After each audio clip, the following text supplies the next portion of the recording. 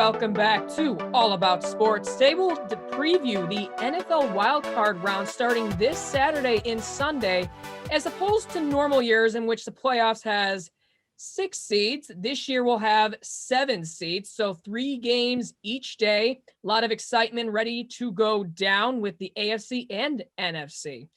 I'm your host, Luca Vitale, and joining me today is Drew Westland and Adam Runge. How y'all doing? Doing great. Yeah, doing great here too. How are you?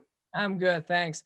All right, so we'll start with the AFC, in which the 7 Indianapolis Colts will take on the Buffalo Bills, the number 2 seed in Buffalo. So, Drew, I'll start with you. Give me your take on the Colts and the Bills, please. All right, Colts and the Bills. I'm just going to say it right here. My prediction, Buffalo's going to win this thing. Buffalo will blow them out. Because Buffalo, they're the hottest team in the NFL right now. You know, they played the Dolphins in a game where the Dolphins had to win, and they put up 56 on them. And Miami's defense is no slouch. And, you know, as far as Indianapolis's offense go, I don't think they have the firepower to, you know, hold up with Buffalo's offense.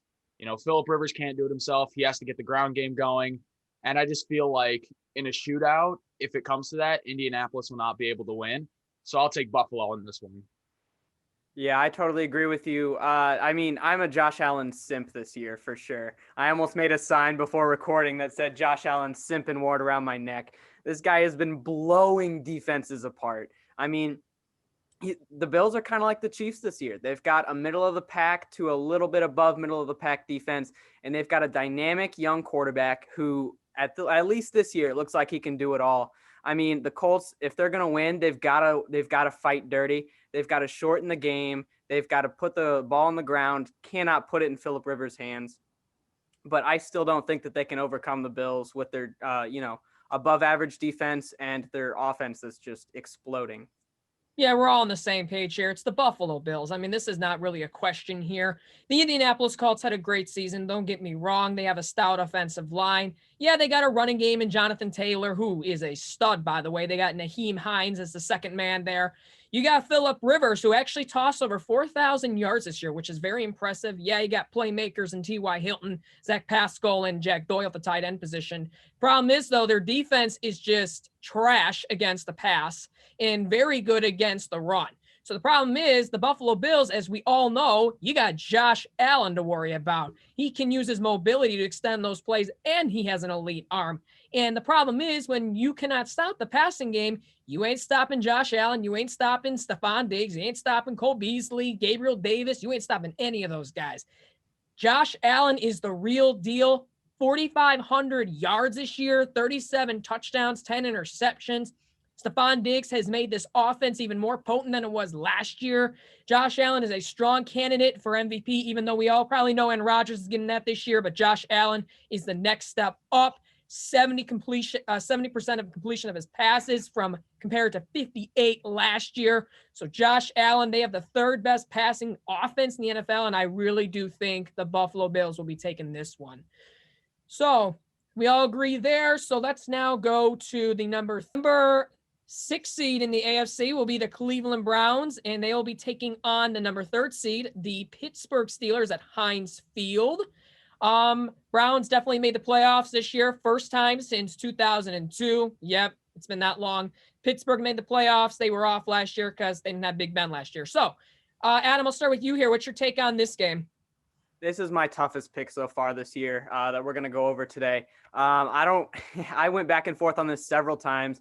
I really like the Browns at this point in the season, but the Steelers have shown what they have early on in the season. They've kind of lost it recently, but it's one of those things that they could very quickly flip the switch and become what they were with the 10-0 start. So I've gone back and forth on this. I'm going to go with Cleveland. They're 3-2 in the last few games since the start of December. I mean, they did lose to the Jets, but Baker Mayfield, I kind of believe in him right now. He's shown what he has, and I think Big Ben is going to do good things, taking over for Mason Rudolph. Obviously because last game Rudolph played. But I still think the Cleveland's going to take it. It's going to be close, just like last week, but it'll be a great one. I mean, this is where I'd have to disagree with you, you know? I mean, I really don't think it's that tough of a decision here.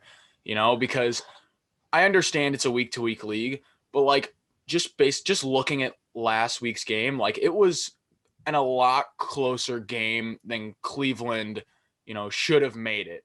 I mean, going into the fourth quarter and like just in a little bit, it was 24-9. Cleveland was sitting comfortable, and then they let Pittsburgh's backups back into it, and with a minute left, Cleveland's up 2, and Baker Mayfield has to do a bootleg to clinch the game where they should have never been in that position to begin with. And just think about it. Ben Roethlisberger sat, Pouncey sat, TJ Watt sat, all of their studs sat. And now with all those guys coming back, and unlike last week where that game was at Cleveland, this game is in Pittsburgh. It's in Heinz Field. So the home field advantage is with Pittsburgh. And like the Browns have been limping into the playoffs. They don't have that much momentum going in compared to Pittsburgh. Like, yeah, Pittsburgh rested their starters, but week 16, they had a really solid come from behind win against Indianapolis. Like, let's not forget that earlier in the season, this team started 11-0. So like, let's not forget. And I feel like, especially against Indianapolis, they kind of got back to who they were at the beginning of the season. I don't think this is a hard decision for me. I'm confident in taking Pittsburgh in this game. Well, I don't know about that one. I mean, Pittsburgh is 1-4 since the start of December. I mean, you're right. Both of these teams have had a rough go of it the last few weeks. But I mean, I believe in Baker Mayfield, and even without OBJ, he's still got Jarvis Landry and arguably the best running back duo in the entire league. I mean, even with, the defensive pieces coming back, I don't think that they can stop the Cleveland offense again this next game. And I think it could be even better for the Cleveland Browns, sorry, not the Indians, because they've seen what the Steelers have up close just last week, and they can game plan around that. Well, I'm definitely going to agree with Adam here. Drew, you make a lot of good points, but I'm taking the Browns in this one. I mean, Adam literally just said it. They have the third best rushing attack in the NFL. You got Nick Chubb and Kareem Hunt. Those are two backs you're going to have to stop. We all know the Pittsburgh defense is just stout. Joe Hayden, Cameron Hayward, you've got TJ Watt, Minka Fitzpatrick in the secondary. We know what they have. The problem is Baker Mayfield has been something else since the second half of the season. I mean, he's actually living up to those progressive commercials, those Hulu commercials. He's finally living them up to them in those endorsements. So the thing is, what you're going to have to do is you're going to have to keep that Pittsburgh defense off balance because they can run the ball and they can throw the ball. Pittsburgh, on the other hand, has been one-dimensional the entire second half of the season. They can only pass the ball. They can't run the ball to save their lives.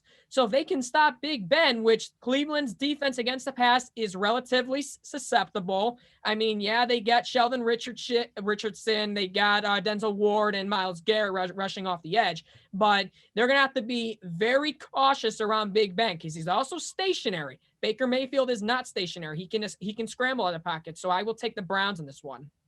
I mean, you guys make some pretty good points, and nothing against the Cleveland Browns. I like the Cleveland Browns. I'm happy they're in the playoffs. Their fans have been put through hell and back. I mean, 18, 19 years, that's a long time to wait. Like the last time they were in the playoffs, like some of us were just coming into the world. Like, and that's crazy to think about. So like nothing against the Browns. They've had a fantastic season, but I don't know. I mean, I went on this channel and I was right last week. I don't know. I feel like I got a good feeling I'll be right again here.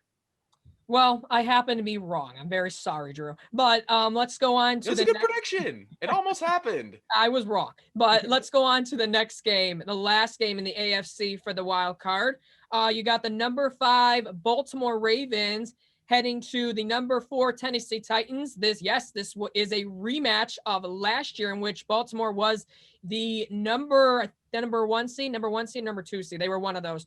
And they ended up falling to the Tennessee Titans, a very shocking disappointment for the Baltimore fans. And obviously they're going to want some revenge this year. So Drew, I'll start with you here. Do you think the Baltimore Ravens have it in the bag this year? Last year was Rocky. This is Rocky 2. Rocky's going in there and punching Apollo Creed in the mouth. I'm taking Baltimore here. And simply because Baltimore is red hot.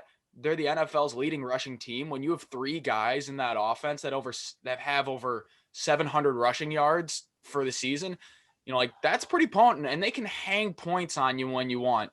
Like momentum is important going into the playoffs, and winning, I believe it was 38-3 against Cincinnati.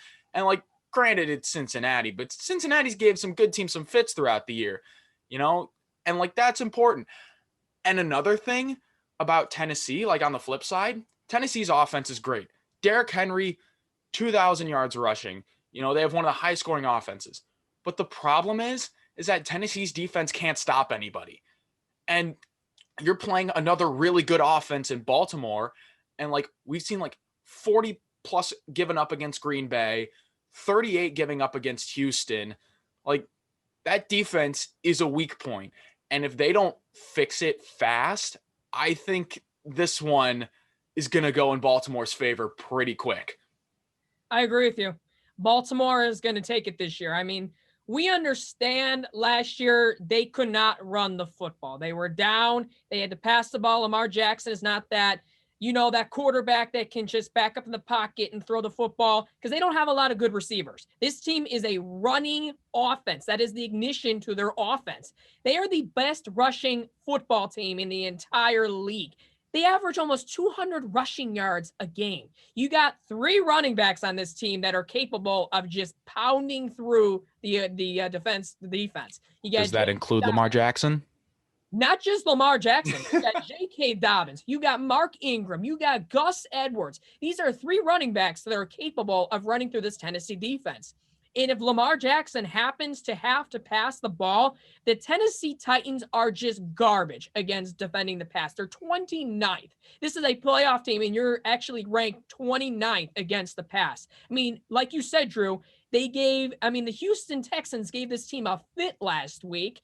And then the Browns, when the Baltimore Ravens played the Browns, Baltimore showed up. I mean, yeah, the defense did not show up, but the offense sure showed up, and Lamar Jackson showed he can pass the football. So, yeah, they got very few weapons on the offense, but they have a good defense once it shows up. You got Bowser, you got Judon, you got Queen at the linebacker position, you got Marcus Peters in the secondary. So their defense shows up, and they can run the football through the throats of this Tennessee defense. Easy. Baltimore. Yeah, I don't know about this one, guys. The Titans defense is horrible, but they have the number 2 offense in the league with yards per game, tied with the Bills, actually. They're exactly tied with the Bills for number 2 there. I have been on this train since he was drafted. Lamar Jackson is overhyped. He's overrated. Lamar Jackson is not one of the best quarterbacks in the league right now. Lamar Jackson is way overhyped. The hype train needs to calm down. He has horrible postseason stats through 2 games, especially. It's time that he either flicks it on in this next week, or I am totally out on him at all. I'm going to go with Tennessee Titans. Well, we know that Derrick Henry is going to be the center of attention, right? We know Ryan Tannehill can fling the football. We know that. A.J. Brown, and you got Corey Davis on the other side. Yeah. We know what he can do, but if they can stop Derrick Henry like they were unable to last year, they should be looking at film at certain teams that have stopped Derrick Henry this year. Many teams were able to, that they were able to contain him. If they are able to contain Derrick Henry, that monster he is, knocking grown men down on the field, I am sure the Baltimore Ravens will get this one this year. Well, even if you can stop Derrick Henry, you've still got A.J. Brown and that pretty strong receiving core out there. So if you bring all the guys to the front in the box and try to shut down Derrick Henry, that leaves play action open to the receiving core and Ryan Tannehill, who has shown that he can sling the ball. See, here's my take on it. Baltimore's defense is one of the most slept on in the league, in my opinion. They rank 2nd in points per game allowed, 18.9. That's better than all teams in the NFL except for the LA Rams. And like, we know about the LA Rams defense. So, and I understand how explosive Tennessee's offense is, right? Like, they've been putting up points all year. Like, but they win games via shootout. And like, especially I look to the Green Bay game. When you limit, not stop, but limit Derrick Henry, and you take away their passing game on the outside, that's a recipe for success. And I don't even think Baltimore's defense really needs to stop them. I just think like just bend but not break, because with Tennessee's defense, Baltimore's offense is going to run all over the field. They're going to run wild. So, and if when it comes to a shootout, I don't know if Tennessee will be able to hold up in this game. Like, I understand Lamar Jackson hasn't been that great in the playoffs, but in this running offense, they don't need him to throw for 300 yards. They don't need him to throw 3 touchdowns. You know, like, they don't need him to be that pocket passer guy. You know, like, just be Lamar Jackson, be who you are, you know, like, set up the pass with the run, you know, drive the ball down their throats, and they're going to be fine. Yeah, exactly, Drew. That's exactly what I'm trying to come across with. The thing is, you have to let Lamar Jackson be Lamar Jackson. He is not the same quarterback as many people want him to be. He is not a pocket passer. He is a mobile quarterback who is able to fling the football when he has to fling the football. That is who he is. If he's able to run with that ball, or run it with J.K. Dobbins, run it with Mark Ingram, this team is going to run, like you said, run down the Tennessee Titans defense throats. In fact, this year they are worse defensively than they were last year. And we knew what happened last year. They ended up winning that game. They stopped the offense of the rushing attack of the Baltimore Ravens. And I think Lamar Jackson had to throw like 63 times. I don't think that's happening this year. You know, you guys make some very good points. I'm still going to stick with Tennessee Titans, but I guess we'll see in this next coming week. All right. Well, we will wrap up. That's it for the AFC talk. Everyone, thanks for tuning in, for watching this. Next episode will be the NFC. We didn't forget about the NFC. And make sure to subscribe to this channel, like this video. Drew and Adam, thanks for joining me. We'll see you around. See ya.